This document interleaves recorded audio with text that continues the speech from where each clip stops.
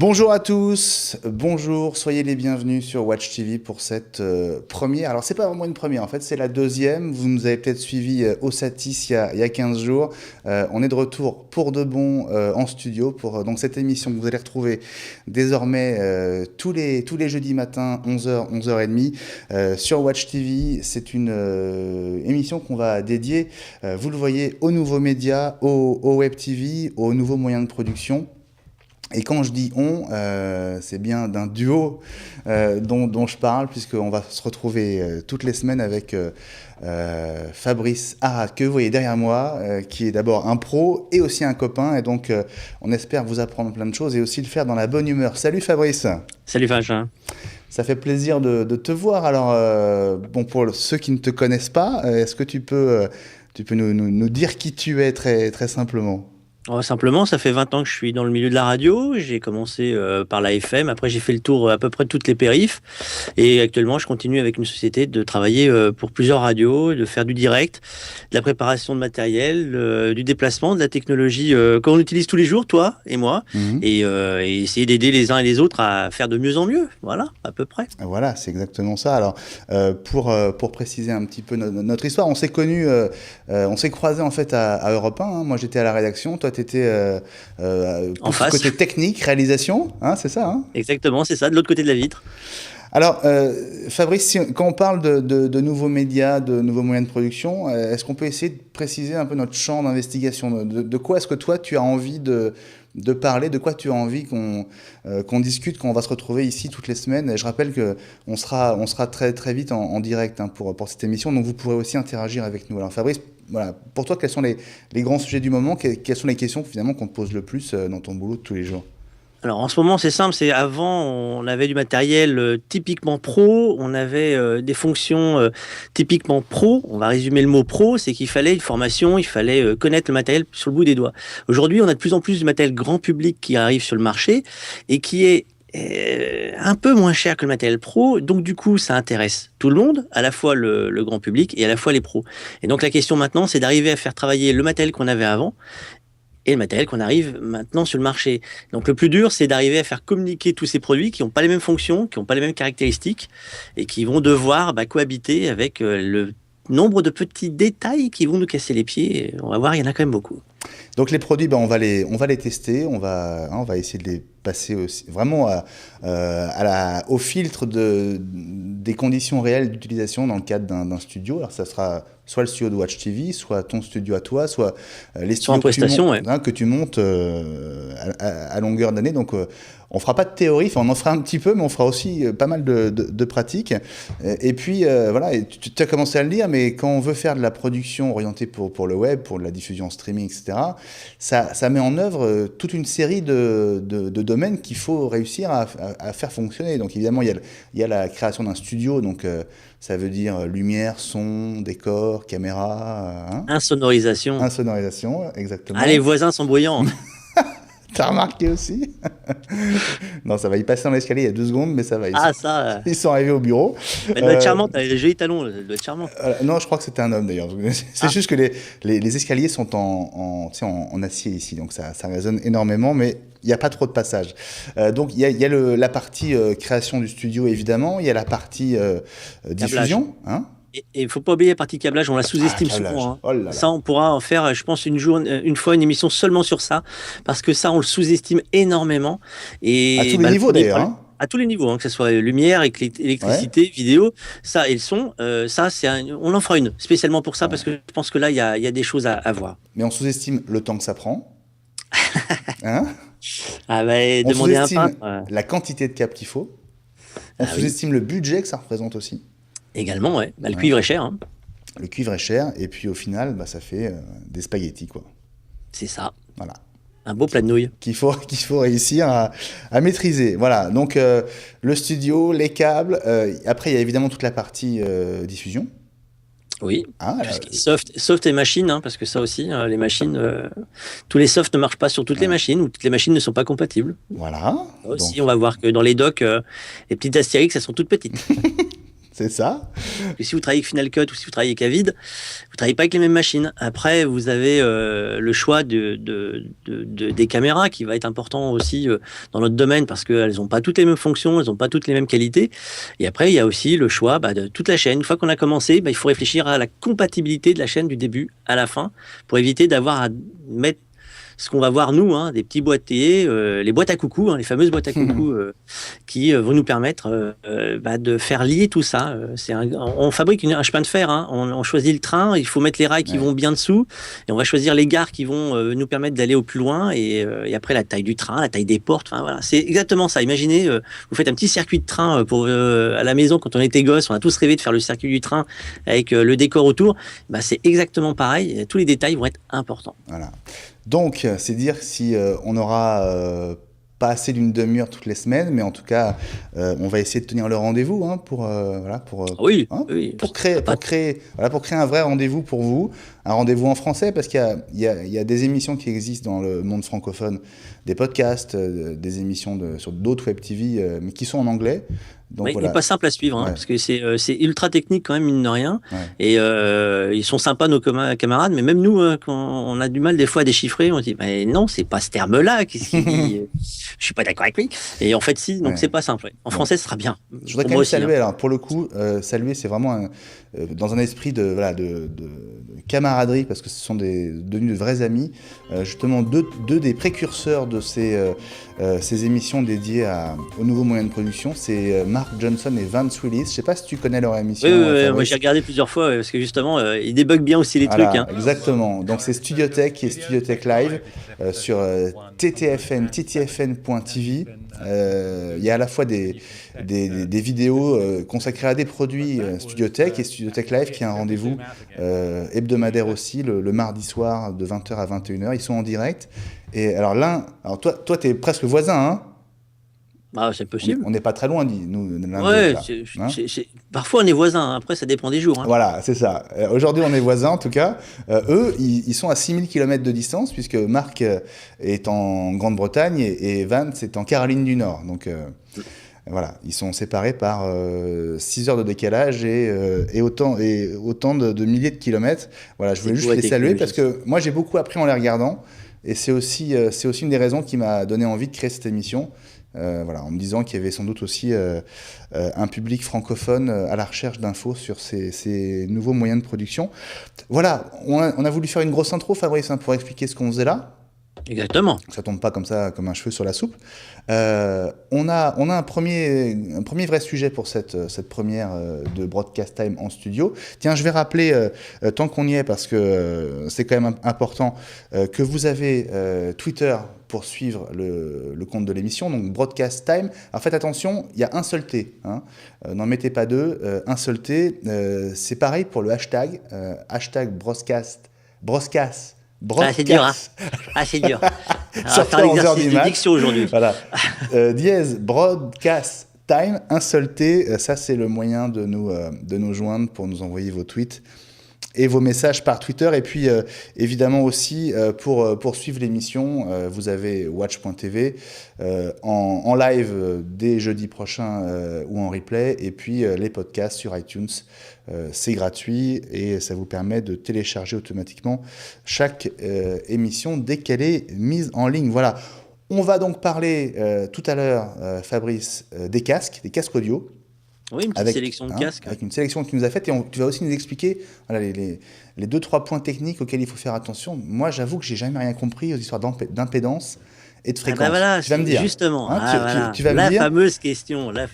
Voilà, et puis on va dans un instant parler d'une news qui date d'il y a 15 jours, mais qui est très importante pour ceux qui font justement de la diff et de la production destinée au web. C'est la nouvelle version de Wirecast. On en parle, Fabrice, dans un instant. D'accord ? À tout de suite. À tout de suite.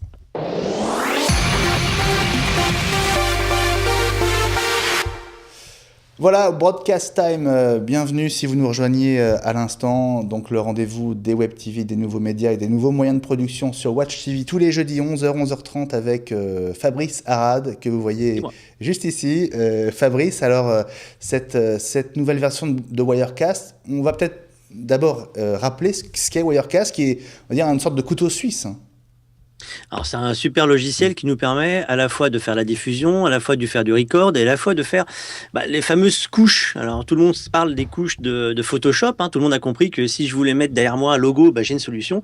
Wirecast, c'est exactement le même principe. C'est on fait plusieurs couches et on peut faire un mélangeur. Donc là, ça nous permet d'avoir une véritable régie vidéo en soft qui nous permet de mélanger des sources, qu'elles soient sur l'ordinateur, qu'elles soient en physique avec des caméras, de l'audio, des images, des photos, et de pouvoir le diffuser en live derrière et de le diffuser ou de le recorder après derrière. Voilà, je te passe là pendant que tu nous parles, Fabrice, ce qui est un peu la bande-annonce de la version 5 de Wirecast. Donc très clairement, Wirecast, c'est un logiciel qui existe à la fois pour Mac et pour PC, je crois. Hein. Oui, exactement. Ouais. Oui. Et donc qui va jouer à la fois le rôle de régie. Donc on va faire entrer des sources, des caméras. Ouais, le rôle de mélangeur. On ne sait pas encore comment on va les faire entrer, mais en tout cas, on va voir. Ouais. Supposons qu'on les fasse entrer. Et puis, Wirecast fait plus que ça, parce qu'avec Wirecast, on peut aussi diffuser. Alors, c'est exactement le principe en fait, c'est que ils ont regroupé dans un seul logiciel plusieurs fonctions, c'est-à-dire le mélangeur, l'acquisition, le mélange, le titrage, donc c'est-à-dire tout ce qui est editing, et le streaming, c'est-à-dire que vous avez un streamer intégré, et en plus du streamer, vous avez le même principe pour faire du record, c'est-à-dire que c'est le petit soft qui vous permet de recorder. Donc il y a tout intégré dans un seul soft. Et dans une seule petite machine. Voilà, alors, attention aussi, hein. Ouais, on voit l'interface là sur le Mac. L'interface, elle a justement évolué avec cette version 5. Elle devient un petit peu plus pro, quoi, un peu plus. Elle fait un peu plus pro, on va dire, l'interface. Hein. C'est toujours pareil, on passe du monde entre guillemets geek, grand public, à un monde ultra pro. C'est-à-dire que maintenant Wirecast est utilisé réellement par des pros qui font de la télé en live, je parle bien de télé et non pas de web TV. Et maintenant, effectivement, il faut des fonctions, parce que toujours pareil, quand les pros se rentrent dedans, ils sont exigeants parce qu'ils savent travailler différemment, ils n'ont pas besoin de système automatique. Donc eux, ils connaissent les fonctions, ils savent s'en servir, donc ils les demandent. Donc là, Wirecast, typiquement, ils ont rajouté des fonctions qui sont purement demandées par les professionnels, et des choses qu'ils vont avoir sont très très très intéressantes, même pour le petit geek qui veut faire sa web TV ou son blog à la maison pour épater les copains, quoi. Ouais. Alors donc une version 5, c'est donc une mise à jour majeure pour Wirecast. Au-delà de l'interface, qu'est-ce qui change vraiment ? Il y a quand même quelques grosses nouveautés, Fabrice. Qu'est-ce que toi tu as retenu ? La grosse nouveauté qui fait parler tout le monde dans le secteur, hein, c'est le fait qu'on puisse diffuser un flux qui existe déjà. Alors ça, tout le monde a fait « Ouais, chouette, ça, super ». Ça, c'est la première chose. Je peux vous garantir qu'on en a parlé, nous, très récemment avec quelqu'un qui travaille pour Virgin et Europe 1. Et c'est la première chose qu'il a tout de suite dit « Voilà, moi, c'est ce que j'attendais et j'en ai besoin ». Pour que ce soit bien clair, ça veut dire quoi, pouvoir envoyer un flux ? En fait, tout simplement, c'est qu'on peut maintenant diffuser quelque chose qui existe déjà. C'est-à-dire que vous avez un site internet qui diffuse un flux, ou faire un point à point. C'est-à-dire que si vous avez quelqu'un qui va diffuser, en fait, typiquement, c'est comme si on faisait un Skype, quoi. Mais c'est le principe. Sans Skype, voilà. Avec une sécurité du soft et surtout le côté Wirecast d'un côté, Wirecast de l'autre. Donc ça, c'est intéressant parce qu'effectivement, vous en faites vos points, vos multipoints, les fameux duplex, triplex de la télé, quoi. Donc on rentre encore plus dans le domaine pro. Ouais. Mais ça veut dire qu'il faut un Wirecast à chaque bout. Alors là, pour l'instant, moi, j'ai pas eu le temps de tester cette fonction complètement parce que derrière, c'est pareil, il faut une belle machine. Hein. Faut pas croire que maintenant, moi, j'ai un ordinateur qui commence à sérieusement vieillir. Hein. Vous vous rendez compte, il a 2 ans. Donc, il faut commencer à regarder ce qu'on a besoin parce que si on veut faire de la web TV, il y a aucun problème. Les i5 vont suivre mais si on veut faire de la Full HD, là, il faut quand même une machine qui soit un peu costaud. Et là, la mienne, par exemple, typiquement, elle suivait pas. Donc il faut. C'était quoi ta machine, Fabrice, parce que moi, c'est un Core i5 MacBook Pro qui doit avoir 3 ans. Et là, pour faire de la Full HD, ça va pas. Et surtout, si on veut faire du flux, c'est-à-dire qu'il faut pas oublier que du moment qu'on va rentrer un flux qui existe, ça rentre, on traite le flux et on le ressort. Ouais. Donc la machine, elle tourne derrière. Hein. Mais ça veut dire que tu te servais de ce Mac pour envoyer un flux ? Alors en fait, le principe étant du Mac de récupérer, de faire 2 points distants, c'est-à-dire d'avoir un plateau qui tourne d'un côté, de le récupérer et de le renvoyer après en live. C'est-à-dire Ouais, d'avoir une régie finale en d'accord. fait, un Wirecast en régie finale et un Wirecast en régie extérieure. Donc là, nos essais ont été simples, hein, c'est que ça n'a pas marché tout de suite. Donc faut qu'on regarde maintenant un peu plus la doc, parce qu'on a fait comme pour les enfants à Noël, hein. On a ouvert le paquet cadeau et on dit ouais, non, il faut mettre des piles. Ah, oh, voilà, c'est le principe, c'est ça, hein. Donc Mais pourtant, là, il faut que ouais. je regarde un peu plus la doc, ouais. Pourtant, Wirecast, quand on l'utilise, enfin, avec la version 4, par exemple, quand on s'en servait Oui. pour diffuser vers YouTube, avec ton MacBook Pro, ça aurait marché très bien. Ah oui, là sans problème. Ouais. Alors on en Alors, revient qu'est-ce au qui problème, change? hein. Simplement la génération de ce que tu veux sortir. C'est-à-dire que moi, le flux qui rentre, si je rentre du 720p ou du 1080, c'est un flux énorme. Il Mhm. faut pas oublier qu'on est sorti des petites fenêtres Internet, hein. Là, on rentre dans des gros tubes et donc un gros débit. Et ben là, la machine, il faut qu'elle puisse gérer un débit entrant, la génération de ton mélange, la génération de ton titrage, la génération de tout ça va être généré par le soft, hein, donc l'ordinateur, hein, son processeur, et la mémoire qui va faire le tampon. Donc il faut que le disque dur suive, il faut que le processeur suive, et là il faut vérifier que la machine elle est les requis. Vous savez la petite phrase requis Mhm. minimum. Voilà, les requis minimum je l'avais pas. Voilà, donc sur ce modèle-là il faut que je réessaye avec peut-être avec le tien. Il faut que je regarde un peu quel tu as, mais Moi, j'ai un Core i7, mais il a 2 ans voilà. aussi, hein. Ouais, mais Core i7 déjà, on arrive. Pour l'instant les Core i7 ça Mhm. commence, ça donne, hein, comme on C'est dit, le hein. premier modèle de MacBook Pro Thunderbolt, c'est un Core i7. Voilà, bah, alors typiquement, voilà, ça c'est le piège de mon MacBook Air aussi. J'avais le premier, donc j'ai pas toutes les fonctions qui sont nécessaires pour être tranquille. Donc D'accord. effectivement, c'est pareil. Le Mais, soft va être très mais très bien pour la plupart des gens, hein. Faut pas mhm. oublier que les machines vont fonctionner dessus. Nous, on pousse les machines un peu plus loin, hein, que le grand public Ouais. ou quelqu'un qui va juste faire un flux sur Internet, hein. Là, je te parlais de flux avec quelque chose de grosse capacité pour pouvoir capter après et enregistrer quelque chose de gros, quoi. Mais typiquement, pour ceux qui sont peut-être en train d'acheter les nouveaux Mac qui ont été annoncés il y a peu de temps, clairement, il faut viser un Core i7 de toute façon Ah si on oui, veut quoi qu'il faire arrive, ça. alors oubliez le Ouais, i5, hein. Ça on oublie, le i5 ça sera vraiment pour piloter, on va s'en servir beaucoup nous pour piloter les ATEM ou ouais. les trucs comme ça, pour faire de la commande, mais pour la vidéo, non, non, allez, on oublie tout le reste, Ouais. minimum on reste en i7, il faut au moins que la machine déjà de ce côté-là elle peine pas. On est le bon moteur. Après on va falloir qu'on voit le reste, hein, c'est-à-dire Mm. la barrette de mémoire, il faut que ça soit quand même du 8, sinon on est un peu juste. Tout simplement parce que OS X Du 8, utilise déjà attends, du 8, 8 8 gigas. gigas, hein. Ouais. Ouais, parce C'est que déjà c'est le minimum c'est vital le quand minimum même. aujourd'hui, Ouais. voilà, pour nous c'est le minimum vital parce qu'on a déjà OS X qui tourne et après il faut faire tourner le reste, hein. Donc c'est un peu Au prix de la mémoire, on met 16 gigas, hein, c'est plaisir. c'est ça, Hein. c'est ça. Faut même pas se poser. En fait, là aujourd'hui, il faut plus se poser la question sur Ouais. le moteur de base, en sachant que ça vieillit très bien, hein. Enfin, en tout cas, le monde Mac. Moi, j'ai encore un MacBook Pro de 2006, hein, c'est pour dire, encore d'audio avec 4 gigas de mémoire jusqu'à Wirecast, aucun problème. Wire 5, là, je suis à plat, mais ces machines-là vieillissent très très bien. Ouais. Apple a le mérite au moins de faire vieillir ces machines très très bien, même si on a l'obsolescence rapide d'OS X, parce qu'il nous dégage très vite à un moment ou à un autre. Donc la Maverick, c'est arrivé pour nous, c'est un peu le mauvais moment, parce que les softs qui arrivent sont pas prêts, donc on peut pas passer sur Maverick. Donc le problème qu'on a aujourd'hui, et là on va dire méfiance à tout le monde, hein, qui achetait Ouais. des Mac, Maverick pose un seul souci, c'est que tout le monde n'a pas encore suivi et tous les Ouais. softs ne marchent pas. Donc si vous avez une batterie de soft qui existe sur vos ordinateurs, vérifiez que ça fonctionne, Ouais. parce que moi les miens sont pas passés en Maverick parce que je peux pas. J'ai Ouais. trop de softs qui ne sont pas compatibles pour l'instant.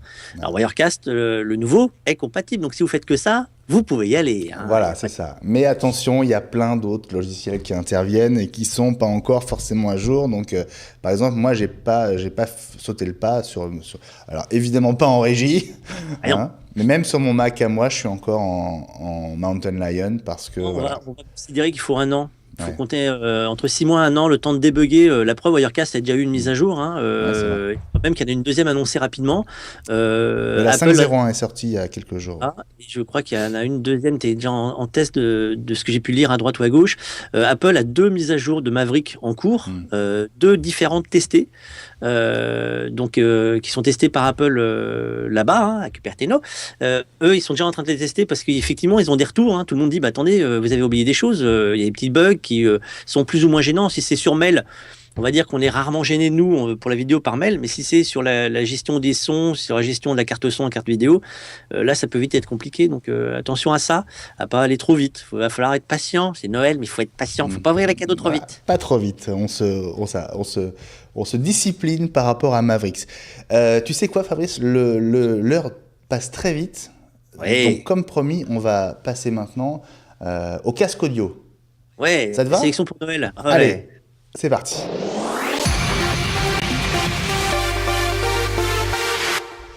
Les casques audio, donc c'est le sujet de la semaine dans Broadcast Time, votre nouveau rendez-vous consacré au Web TV, aux nouveaux médias, avec mon copain Fabrice Arad, RTV Concept, spécialiste de la création de studios radio, télé, Web TV, de tout ce qui est streaming, diffusion, encodage, enfin bon voilà, c'est le grand maître Yoda.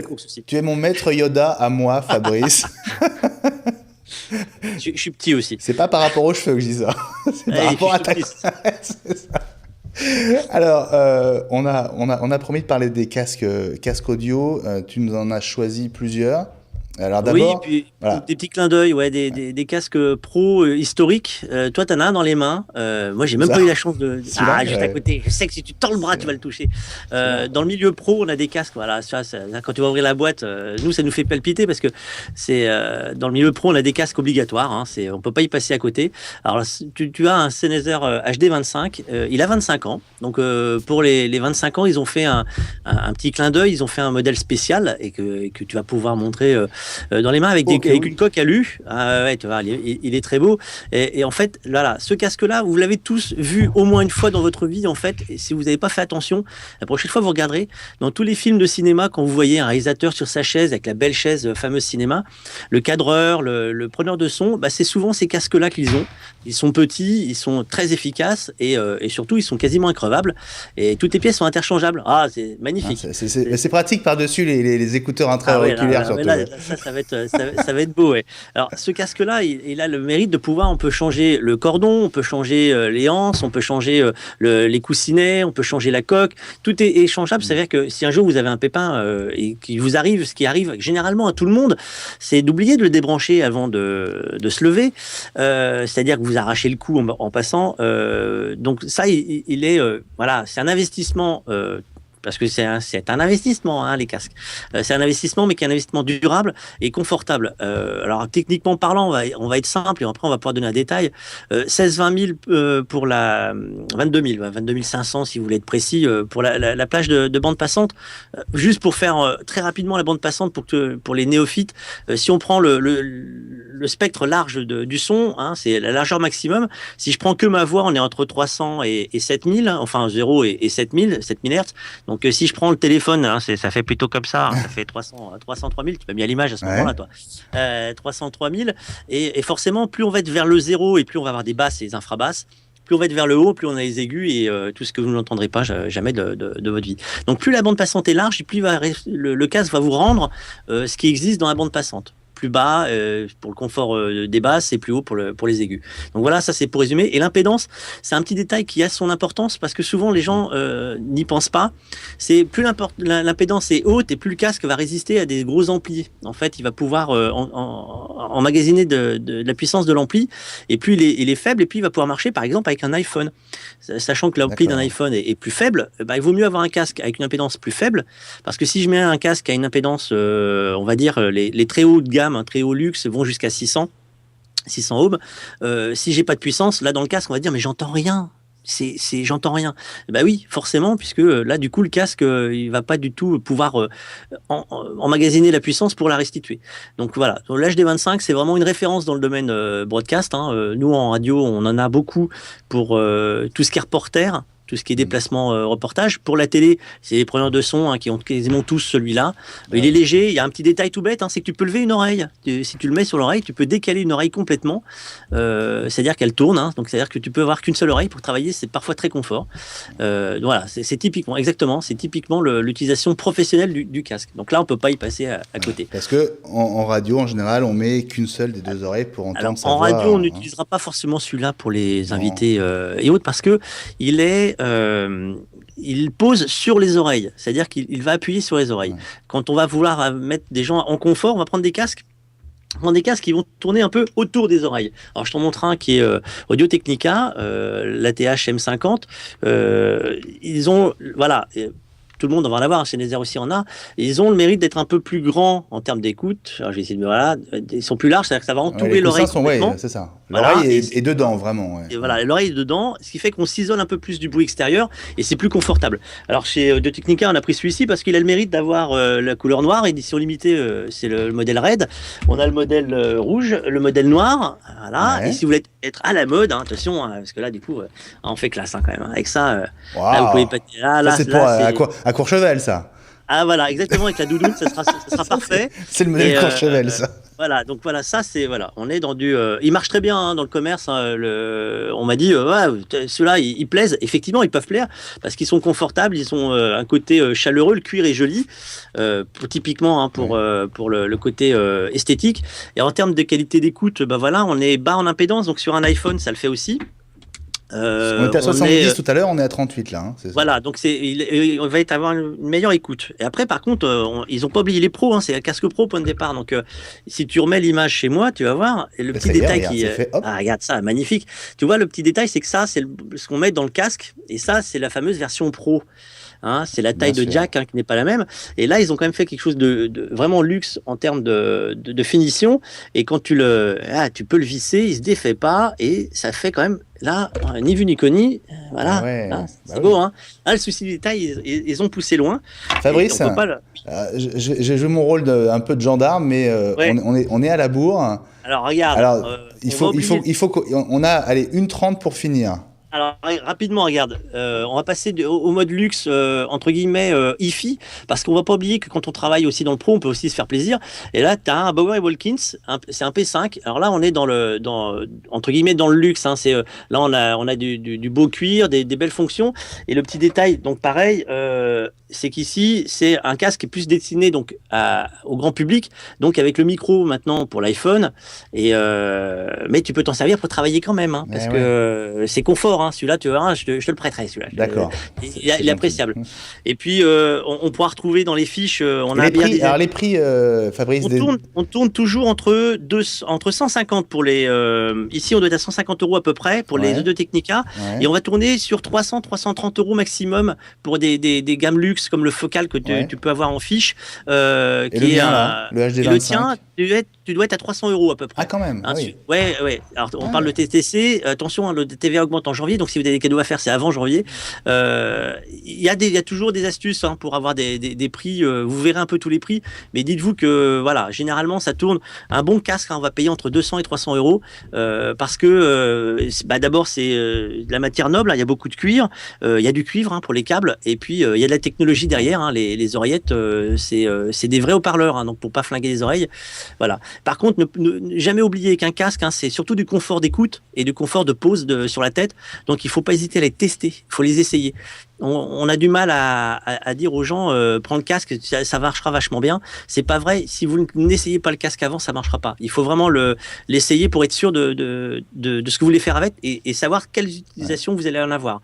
Pour du pro, orientez-vous vraiment sur du pro et quand c'est pour vous faire plaisir, n'hésitez pas à vous faire plaisir parce qu'il y en a vraiment des très très beaux. Hein, franchement. Toi, si tu devais en prendre qu'un, Fabrice, tu prendrais lequel? Je suis embêté, je les prends tous. Non, mais sérieux. Non, par habitude, je prends le HD25 pour travailler parce qu'il a ce côté modulaire où je peux enlever une oreille. Moi, c'est important de pouvoir savoir ce qui se passe autour de moi. Donc, d'enlever une oreille. Donc, côté pro, typiquement le HD25. Et côté plaisir, là, j'ai mon petit coup de cœur. Moi, c'est le P5 de Bauer & Wilkins parce qu'il est ultra agréable à porter. Et ça me permet aussi d'avoir le micro pour l'iPhone. Donc, c'est à peu près discret quand même. Et puis, voilà. Bon, pour l'instant, ça fait pas trop flambe. Et moi, ça le fait pas parce que j'ai pas la doudoune blanche encore. Hey, moi non plus, donc je te le laisse celui-là. Merci beaucoup Fabrice, c'était un plaisir de démarrer Broadcast Time avec toi. On va bien s'amuser et on va aussi apprendre plein de trucs et partager plein de petits conseils avec ceux qui nous regardent. Voilà, on compte sur vous donc tous les jeudis de 11h. J'en perds mes fuseaux horaires. On compte sur vous donc tous les jeudis de 11h à 11h30 en direct avec Fabrice pour Broadcast Time sur Watch TV. Fabrice, bonne semaine. Je sais que tu pars installer un studio du côté de Saint-Malo, donc bon voyage. Merci d'avoir été avec nous et on vous dit à la semaine prochaine. À la semaine prochaine.